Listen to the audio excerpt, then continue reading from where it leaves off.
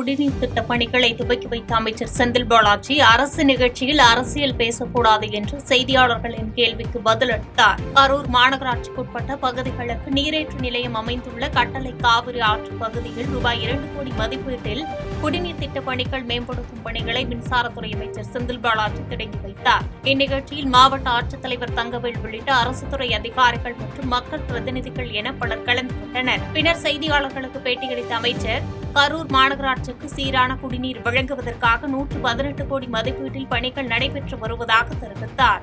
பணிகள் முடிவுற்றால் தற்போது 9 நாட்களுக்கு ஒருமுறை குடிநீர் வழங்கப்படுவது 3 நாட்களுக்கு ஒருமுறை குடிநீர் வழங்கப்படும் என கூறியதோடு கரூர் புதிய பேருந்து நிலைய கட்டுமான பணிகள் 50% நிறைவு பெற்றுள்ளது.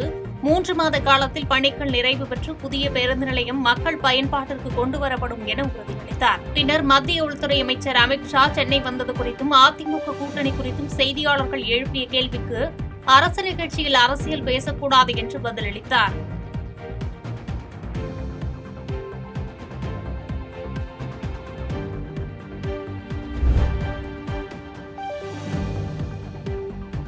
ஆரணி அருகே பெண்ணை தாக்கி மானபங்கம் படுத்தியதாக தாய்மாமன் போலீசாரால் கைது செய்யப்பட்டுள்ள நிலையில் இது தொடர்பான வீடியோ காட்சிகள் வெளியாகி பரபரப்பை ஏற்படுத்தியுள்ளது.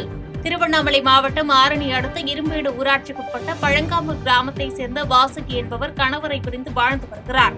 இவர் தனது தாய் சக்தியம்மாளுடன் செய்யார் கூற்றோடு அருகில் பூக்கடை வைத்து பிழைப்பு நடத்தி வருகிறார். மேலும் அதே பகுதியைச் சேர்ந்த வாசுகியின் தாய்மாமனான தண்டபாணி அதே இடத்தில் பூக்கடை வைத்து நடத்தி வரும் நிலையில் இருவருக்கும் இடையே தொழில் போட்டி நிலவி வந்துள்ளது. இந்நிலையில் சம்பவத்தன்று இரு தரப்பினருக்கும் இடையே வாய் தகராறு ஏற்பட்டபோது தண்டபாணி வாசுகியை சாலையில் கீழே தள்ளி ஆடைகளை கிழிக்கும் முயற்சியில் ஈடுபட்டதாக தெரிகிறது.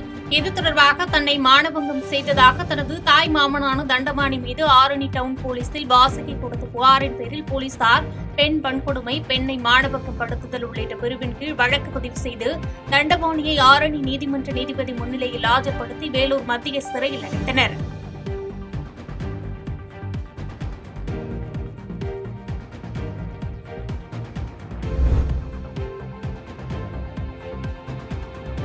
அதிமுக பாஜக கூட்டணி ஒரு சந்தர்ப்பவாத கூட்டணி.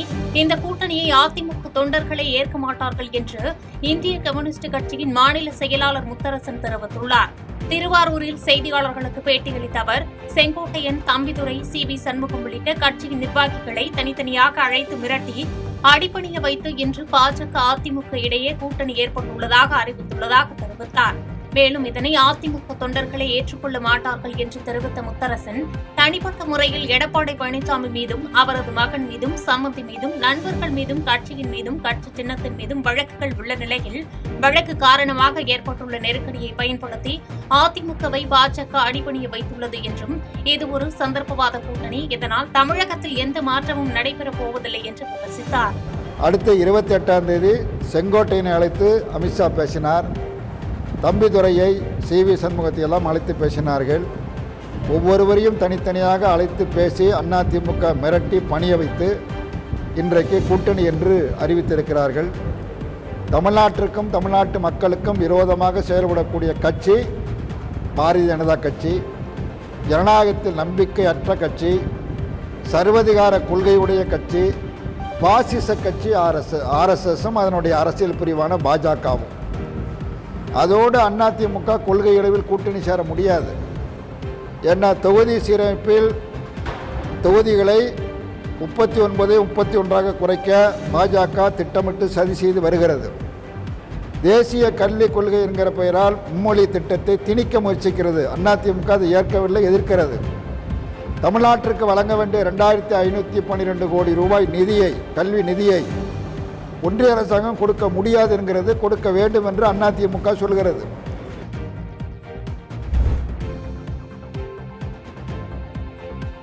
வசதியுடன் வாழ நினைத்து மதுபோதையில் திருட்டில் ஈடுபட்ட இருவர் கையும் களவுமாக பிடிப்பட்ட சம்பவம் அரங்கேறியுள்ளது.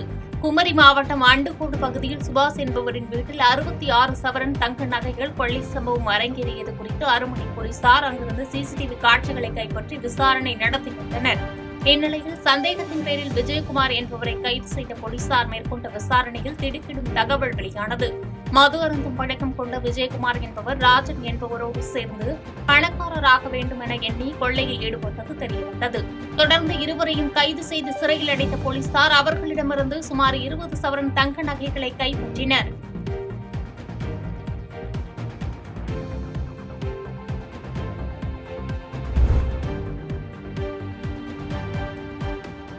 செஞ்சி அருகே வேலைக்கு செல்லாமல் மது அருந்திவிட்டு வெட்டியாக சுற்றித் திரிந்த மகனை கண்டித்து தந்தை கொலை செய்யப்பட்ட சம்பவம் பரபரப்பை ஏற்படுத்தியுள்ளது.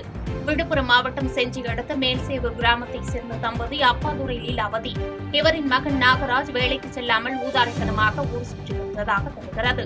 இந்நிலையில் சம்பவத்தன்று மது போதையில் இருந்த நாகராஜிடம் தந்தை அப்பாதுரை வேலைக்கு செல் என்று அறிவுறுத்தியதாக தெரிகிறது. இதனால் ஆத்திரமடைந்த நாகராஜ் வீட்டிலிருந்த கத்தியால் தனது தந்தை தலையில் வெட்டியுள்ளார். இதில் நிகழ்விடத்திலேயே சரிந்து உயிரிழந்த அப்பாதுரையை கண்டு அவரது மனைவி லீலாவதி கதறி அழுதுள்ளார். தகவலின் பேரில் அங்கு சென்ற போலீசார் அவரது உடலை கைப்பற்றியதோடு தலைமறைவாக இருந்த மகன் நாகராஜை கைது செய்தனர்.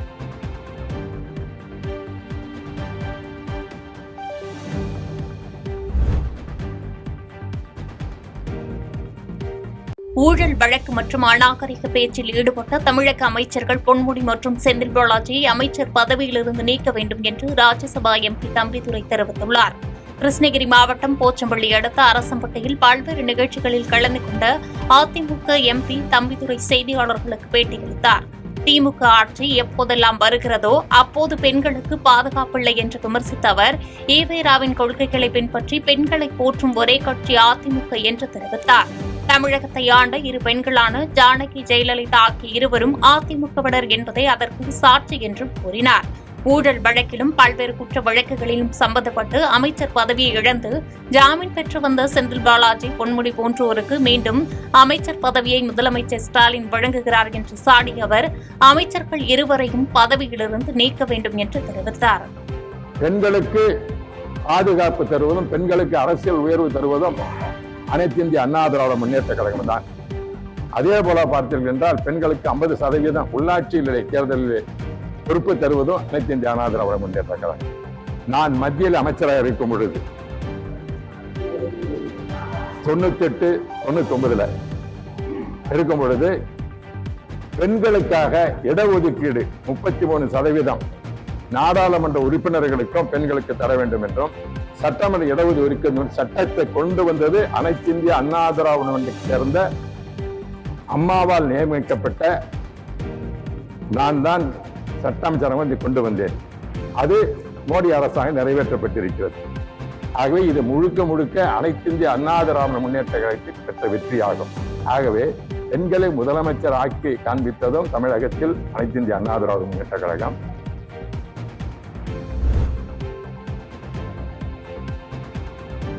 திமுகவை வீழ்த்த பலமான கூட்டணி அமைய வேண்டும் என பொதுமக்கள் கோரிக்கையை ஏற்று பாஜகவுடன் கூட்டணி அமைக்கப்பட்டுள்ளதாக வைகை செல்வன் தெரிவித்துள்ளார். காஞ்சிபுரத்தில் செய்தியாளர்களை சந்தித்த அதிமுக முன்னாள் அமைச்சரும் செய்தி தொடர்பாளருமான வைகை செல்வன் எடப்பாடி பழனிசாமி தலைமையில் பாஜக கூட்டணி அமைந்திருக்கிறது. இந்த கூட்டணி மக்கள் நலம் சார்ந்து செயல்படும் என்று கூறினார். அதிமுக கொள்கைகளை கூட்டணிகளுக்காக என்றும் விட்டுக் கொடுக்காது என்றும் கூட்டணி என்பது வேறு, கொள்கை என்பது வேறு என தெரிவித்தார். காலத்தின் கட்டாயம் கூட்டணி அமைந்துள்ளது என்று கூறிய அவர் அவதூறாக பேசும் பொன்முடியை அமைச்சர் பதவியிலிருந்து நீக்க வேண்டும் என்று தெரிவித்த அவர் 1000 கோடி ஊழல் மிக விரைவில் வெட்ட வெளிச்சம் ஆகிவிடும் என்ற பயத்தில் திமுக உள்ளதாக விமர்சித்தார். அனைத்து இந்திய அண்ணா திராவிட முன்னேற்ற கழகம் அண்ணன் எடப்பாடியார் தான் பொதுச் செயலாளர். எடப்பாடியாருடைய தலைமையிலே பாஜக கூட்டணி அமைந்திருக்கிறது. அனைத்து இந்திய அண்ணா திராவிட முன்னேற்ற கழகமும் பாஜக கூட்டணியும் மக்கள் நலன் சார்ந்து செயல்படும். தங்களுடைய கொள்கைகளை அண்ணா திராவிட முன்னேற்ற கழகம் எப்போதும் விட்டுக் கொடுக்காது. கூட்டணி என்பது வேறு, கொள்கை என்பது வேறு. ஆக அண்ணா திராவிட முன்னேற்ற கழகத்தின் கொள்கை சித்தாந்தத்தில் ஒரு இம்மி அளவும் பிசகாத அளவிற்கு அண்ணா திராவிட முன்னேற்ற கழகம் செயல்பட்டு கொண்டிருக்கிறது. இனிமேலும் அப்படித்தான் செயல்படும். காலத்தின் கட்டாயம். திராவிட முன்னேற்ற கழகம் பாசிச ஆட்சியை நடத்தி கொண்டிருக்கிறது. இன்று மிருகபலத்தோடு இயங்கிக் கொண்டிருக்கிறது. திராவிட முன்னேற்ற கழகத்தினுடைய கூட்டணியில் இருப்பவர்கள் எல்லாம் பல்வேறு சிக்கல்கள், பிரச்சனைகள் தமிழ்நாட்டில் இருக்கிறது. ஆனாலும் அவற்றையெல்லாம் சகித்துக் கொண்டு திமுகவினுடைய கொத்தடிமைகளாக திமுக கூட்டணியில் இருக்கிறவர்கள் இருக்கிறார்கள்.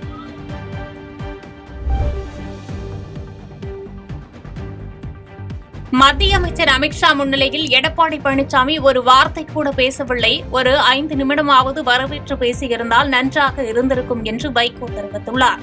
சென்னை எழும்பூரில் மதிமுக பொதுச் செயலாளர் வைகோ செய்தியாளர்களை சந்தித்தார். அப்போது பேசிய அவர், எக்காரணம் கொண்டும் பாஜகவுடன் கூட்டணி இல்லை என்று எடப்பாடி பழனிசாமி கூறியிருந்தார். அப்போது பேசிய அவர், எக்காரணம் கொண்டும் பாஜகவுடன் கூட்டணி இல்லை என்று எடப்பாடி பழனிசாமி கூறியிருந்தார். ஆனால் தற்போது கூட்டணி அமைத்துள்ளார் என்று சுட்டிக்காட்டி பேசிய அவர், தமிழ்நாட்டிற்கு சாதகமாக எந்த முடிவுகளையும் எடுக்கவில்லை. இந்த கூட்டணி நீடிக்குமா இல்லை, கருத்து வேறுபாடு ஏற்படுமா என்று தெரியவில்லை என்று கருத்து கூறினார். இந்த கூட்டணி எக்காரணத்தை முன்னிட்டும் பிஜேபியோடு சேரமாட்டோம் என்று சொன்ன மதிப்புக்குரிய எடப்பாடி பழனிசாமி அவர்கள் இப்பொழுது இப்படி திடீரென்று அவர்கள் முடிவெடுத்து அறிவித்திருப்பதும் இது நிலைக்குமா, இது நீடிக்குமா, அல்லது ஒரு 3-4 மாதத்துக்குள் அவர்களுக்குள்ளே ஒரு கருத்து வேறுபாடு உருவாகி குலையுமா, எதுவுமே தெரியாது.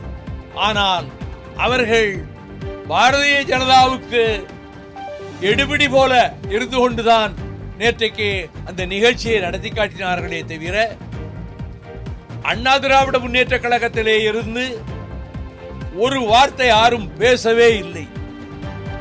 ஆகவே இந்த கூட்டணியை பொறுத்தமட்டில் அவர்கள் கூட்டணி நீடித்தாலும் சரி, நீடிக்காவிட்டாலும் சரி, அல்லது யாராவது 1-2 கட்சிகளை இனியும் புதிதாக சேர்த்துக் கொண்டு அவர்கள் கூட்டணி நாங்கள் பெரிய பலமான கூட்டணி என்று சொன்னாலும்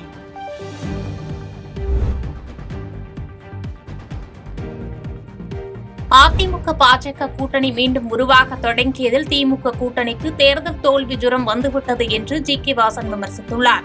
மதுரை மண்டல தமிழ் மாநில காங்கிரஸ் ஆலோசனை கூட்டத்திற்கு பின்னர் செய்தியாளர்களுக்கு பேட்டியளித்த அக்கட்சியின் தலைவர் ஜி.கே. வாசன், கூட்டணியை உறுதிப்படுத்திய பிறகு திமுகவிற்கு அதன் கூட்டணி தேர்தல் தோல்வி ஜுரம் ஏற்பட்டது என்று விமர்சித்தார்.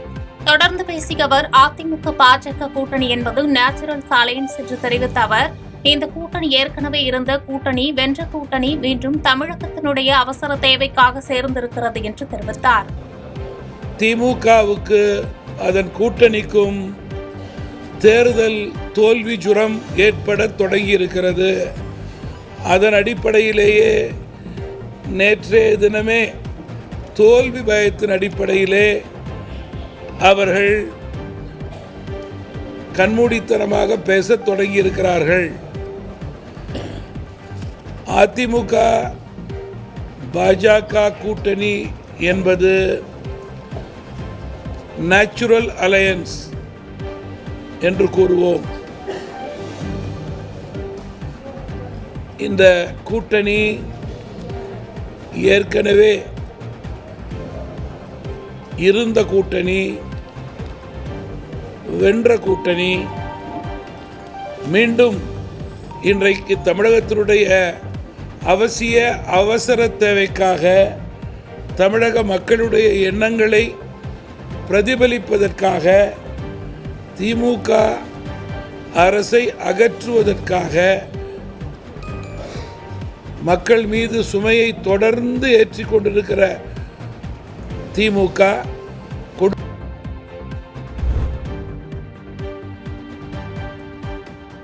வரும் 2030க்குள் குடிசையே இல்லாத தமிழ்நாடாக மாற்ற வரும் 2030க்குள் 8 லட்சம் பேருக்கு வீடு கொடுக்க உள்ளதாக அமைச்சர் கே.எஸ்.எஸ்.ஆர். ராமச்சந்திரன் தெரிவித்துள்ளார். விருதுநகர் மாவட்டம் அருப்புக்கோட்டை வட்டார வளர்ச்சி அலுவலகத்தில் அருப்புக்கோட்டை ஊராட்சி ஒன்றியத்துக்குட்பட்ட பயனாளிகளுக்கு கலைஞர் கனவு திட்டத்திற்கான அரசாணை வழங்கும் நிகழ்ச்சி நடைபெற்றது. இதில் வருவாய் மற்றும் பேரிடர் மேலாண்மைத்துறை அமைச்சர் கே.எஸ்.எஸ்.ஆர். ராமச்சந்திரன் கலந்து கொண்டு 167 பயனாளிகளுக்கு கலைஞர் கனவு திட்டத்திற்கான அரசாணையை வழங்கினார். இந்நிகழ்ச்சியில் பேசிய அமைச்சர் கே.எஸ்.எஸ்.ஆர். ராமச்சந்திரன், தனது தொகுதி மக்களுக்கு வீடு கட்டுவதற்கு ஆணை வழங்குவதில் மகிழ்ச்சி அடைவதாகவும், வீடு கட்டுவதில் தங்களுக்கு என்ன மகிழ்ச்சி உள்ளதோ அதே மகிழ்ச்சி தனக்கும் உள்ளதாக கூறினார். மேலும் மக்களாகிய நீங்கள் விரைவாக வீடு கட்டி குடியேற வேண்டும் என்று தெரிவித்த அவர், முடிந்தால் பால் காய்ச்சுவதற்கு தன்னையும் அழைங்கள், வெறும் கையுடன் வராமல் வந்து மொய்யும் எழுதிவிட்டு செல்கிறேன் என அமைச்சர் கூறியதை கேட்டு அங்கு சிரிப்பலை எழுந்தது. தொடர்ந்து பேசிய அவர், கலைஞர் எதையெல்லாம் நினைத்தாரோ அதை செய்யக்கூடிய முதலமைச்சராக மு.க.ஸ்டாலின் உள்ளார் என்று புகழாரம் சூட்டிய அமைச்சர், 2030ஆம் ஆண்டுக்குள் குடிசை இல்லாத தமிழ்நாடாக மாற்ற வரும் 2030க்குள் 8 லட்சம் பேருக்கு வீடு கொடுக்க உள்ளதாக அறிவித்தார். பாதகம் செய்பவரை கண்டால் நாம் பயம் கொள்ளலாகாது பாப்பா. மோதி மிதித்து விடு பாப்பா, அவர் முகத்தில் உமிழ்ந்து விடு பாப்பா. அண்மை செய்திகளை உடனுக்குடன் தெரிந்து கொள்ள இணைந்திருங்கள் எம் நாடு தொலைக்காட்சியுடன்.